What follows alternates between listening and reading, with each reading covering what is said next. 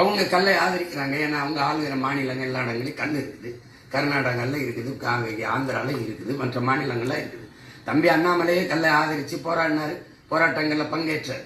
இப்போ அதில் இது கல்லுங்கிறதே இது இவங்க எப்படி பார்க்குறாங்கன்னு இல்லை. அவ்வையும் அதிகமானும் கல்லுண்டு பேசி கொண்டு இருந்தாங்க. இதுக்கு சங்க இலக்கியெல்லாம் பார்க்கல் இருக்கு. கவிப்பேரரசு ஐயா வைரமுத்து நாட்படுத்தேரல்ல தமிழனுடைய இந்த கல்லெல்லாம் பேசியிருக்கிறதெல்லாம் கேட்குறாங்க. அப்புறம் இதில் என்ன இருக்கு? இவங்க போற்றுகிற தலைவர் பெரியாரே என்ன சினிமா பார்க்கறத விடவா கல்லு கேடு? எதுக்கு கல்லு கடையை 3 ரூபாய்ன்னு கேட்டது இருக்க அனுப்பாட்டா? நீ சாராய ஆளை வச்சிருக்க, அதுல இருந்து நேரடியா உற்பத்தி முதலாளியும் விற்பனை முதலாளியும் நீயே இருக்க. நீ காய்ச்சிட்டு வந்து டாஸ்மார்க்ல விற்கிற. இந்த சரக்கு கல் கடை திறந்து விட்டு அந்த வியாபாரம் படுத்துக்கிறோம். இதை தவிர வேற ஏதாவது காரணம் இருக்கா? சொல்லு, வேற ஏதாவது காரணம் இருக்கா? அப்புறம் பனை மரம், ஜாதி மரம், ஜல்லிக்கட்டுக்கு போறான்னா ஒரு ஜாதி விளையாட்டு, இதெல்லாம் என்னதெல்லாம் சேட்டை தானே.